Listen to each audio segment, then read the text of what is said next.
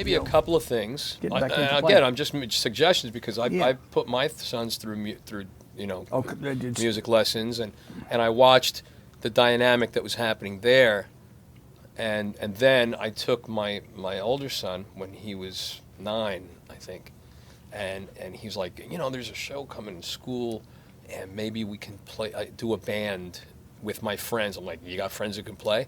So he got a couple of his friends together, and long story short, what we put together for learning one good song, really good for a show, turned into like 8 years of them building a repertoire. I used to have them open for us every so often. I mean, these kids got together, they played in front of 4,000 people at one point, you know what I mean? And then, they gave it up and went to college and all that kind of business. But at least they had that experience. So another idea might be, you have lessons now, with like piano schools, they have different goal things, and like you're going to do this, and then there's our spring recital, right? So then they have that, right? Okay. But if you have a guitar and rock thing happening, maybe what you do is every couple of months you have a show, and maybe you have an ensemble of players, right? Maybe obviously better players, but then you feature this kid on the guitar, this kid on the bass, or this and whatever, and you do a little show type of thing, or at the very least.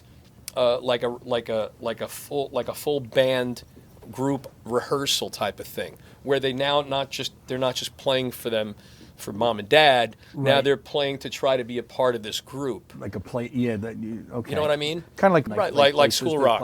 School of Rock's got the format to do that. Yeah. School of Rock's a great concept, I think. It's hard to keep the kids interested. Voice, not a problem. Everybody wants to sing because of Disney. Sure. There's a lot of that stuff going on. And it's not like the guitars. It's not. Nobody wants to learn. And that Glee show. That's a lot of vocals. It's the voice in it. It's not like what we were watching. You know what I mean? They used to have all different shows. The night shows. The Beatles we saw come out, what I mean, and all this the TV, stuff. The Monkees, you had the Monkees, absolutely, you had the Don Kirshner rock concert. There was this constant presence of live music happening. Yes, not like MTV, which was video and how good you could look. The poser era. You know what I mean? But when we were kids, you're right. We had that's why I started playing. That's of the Beatles. What I was going to ask all you guys. What got you started the Beatles and everything? Yes, on the Ed Sullivan Show, and it was like, wow, this is so cool. Boom, a year later I'm starting to take guitar lessons, and stuff like that. And then, the more exposed I was to live music, then it was like, well, you mean I could do this too? Now, of course, back then everybody and his sister wasn't in a band. Right. Exactly, yeah. So it was a dream. It was really a pipe dream, but it was enough of a pipe dream that if you were really that into it, then you put the work in to learn how to play and stuff like that. Yeah. But, I think the thing is that nowadays there's, and we see it actually with our live show and the club business, right?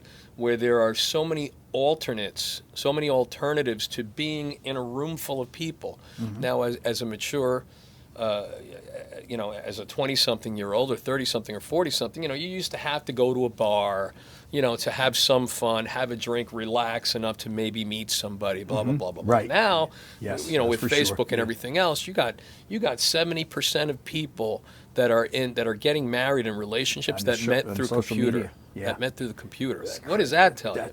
So you have to then, for the sake of, I know it keeps straying, but it's all the same thing. Yeah. For the sake of keeping kids in a thing, you have to now take your lesson thing and go just one step further visually for them at home. So to take it, so your advice is really to take it with them, like take your homework home with them, and but they're be able to visually they're going to see practice, but now they also have something on the computer. You don't even have to give them something. Maybe they could just you could have it on YouTube or something like that. Okay, look, this month's lesson is going to be this song, and we're going to take you step by step, and here's video 1, video 2, video 3, video 4, or you have it on your own server or whatever. You know what I mean? Yeah. Where now they have that, and then there's also a backing track too that they could practice off. Okay. That makes a big difference. I think. Just the timing and stuff. If I was going to do it, I think that's how I would do it. Okay. So I did this career day thing, right? And had 6 different classes of like 20 kids, and they wanted to know about what it's like to play in a band, and that's your job, blah, blah, blah. And I'm talking and explaining, and I'm playing different things, and in every class, half of them were just like, like spacing out, you know. And I was like, yeah. and I said to the teacher, who was the music teacher for the school, I was like, man, what a difficult job you have, because you got to be juggling, you got to be juggling cats on fire to keep these to keep their attention. Yep, absolutely, yep. So that's where I think the challenge is. But on the other side of it, it would be terrible if they stopped having music things at the school and stuff like that, because, you know, it's not going to go away. I mean, playing musical instruments is not going to go away. It's just that right now there's a little bit of a lapse in the immediate interest in it, maybe. You remember your first store you ever went into? Like your first music store? We were talking about it before. For me, which was it? It was a little place in Union City called Pastori Music. Sure. I know Jerry. The mom and pops of the mom and pops. And I mean, I studied with a guy who was, at the time, 6 times my age, you know, and he taught me how to play, you know, like almost Spanish style, you know, like classical guitar. And I did that for about a year, and then I was out of it. But when I was 13, then my friends had a group, and they were like, you know, we need a bass player. What's a bass player? Well, it's kind of like a guitar, but 2 less string.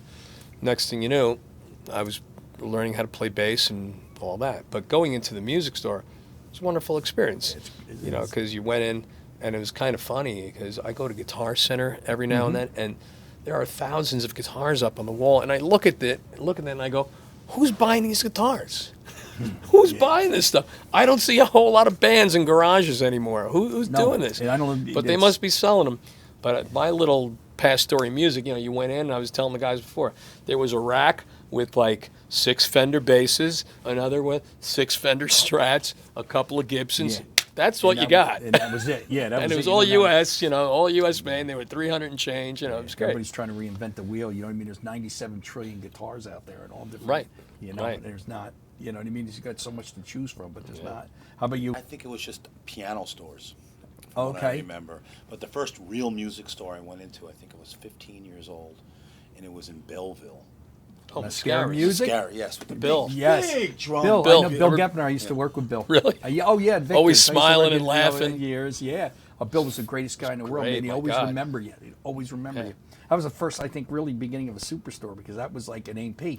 Yeah, right. I was Do you remember away. That? Yeah, it was huge. It was massive. I remember they had the new, when I went to that store, the new thing was like the ARP.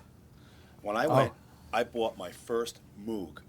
Moog, however you want to pronounce it. And the Prophet. Was the Prophet a keyboard too? Oh yeah, Prophets. Yeah. I bought one off of this guy once. Oh, did you? Long McQuaid? I know, we mentioned. Yeah, okay. I bought all kinds of stuff off of him. Are you kidding me? Half my house is furnished from what I got from him. But I bought my first Moog synthesizer, and I got it right around Halloween.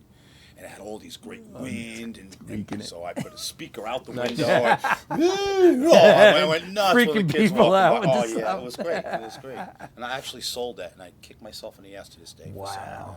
I can't believe. See, that's amazing. That's Bill Gepner. I remember Bill. Bill was a legend in the business, man. He was in the industry. That made you always want to go back to him, too, because it always remember he was always good. And he was such the most upbeat guy. Oh, God. I just want to thank all these guys. I want to thank these guys. The number 1 band in the world. Who is it? New Jersey. The Who Nerds. are they? No, I like the world. The Nerds. Cool. Well, but your repertoire is unbelievable. I'm telling you. How many songs, honestly, would you guys say you have? 400. That's pretty accurate. Really? I gotta say a lot more than that, because you covered a range that we've learned, you know, and then another couple hundred that you can just wing. Oh, I'll tell you something. You do one song that is hard. Bohemian Rhapsody is the toughest tune. I can't believe you got nobody. It's just an awesome. You do it awesome. You really do. I mean, that's the truth. I'm telling you. Can you cut the camera? I'm being honest. It's great. Yeah, I mean, it really is. But I just want to say, as somebody who's been playing like Mike here forever, you know, I'm still learning. I still spend hours when I'm not doing this at home, playing something new on the guitar, learning something new. And the greatest thing about any kind of music lesson, music education, is you take it's there forever. It's not like a car that you have for a couple of years and then you throw it away. Once you get that bug, you have that forever. You never have a reason to be bored, and that's a big problem. You know, it's boredom. You know. Yes, absolutely. And you know, if you learn, you put in a little, not even that much time. If you put in a year, you put in 2 years, where you can really get around the thing, and you get a couple of friends and they're into it too. You have that for the rest of your life. Start to do it. Yeah.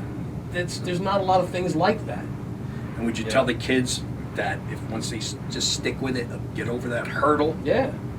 they'll Yeah. always have it with them. Exactly. Stick with Once it. you cut your fingers in and stuff like that, and once you get your stretches for your Keys. octave and a half or whatever the hell this guy does, you have that forever. It's wonderful, and it brings joy. It brings joy to you. It brings joy to the people that you play around. It's a win-win-win. Thank you guys so much for taking the time Oh, and love it. supporting the small guys, man. I appreciate it. I really Sure. do. Absolutely. I really, really do. Mhm. You know, it's, music is all, it's formative arts we got left, and I hope Yeah. kids will stick with it, Yeah. Thanks again, man. Thank you. you. Thanks so much. Thank you, guys. And thanks for you. getting me to this place. Really put an effort in to learn an instrument. It's so, so important. Thanks again for lending an ear. Thanks for stopping in to Encore Chat. I'm Pete Schmiedhauser that owns a small little store called Schmied's Music, 831 Route 10 East in the Pine Plaza Shopping Center in Whippany, New Jersey. Thanks, guys, and stay in touch to see more videos to come.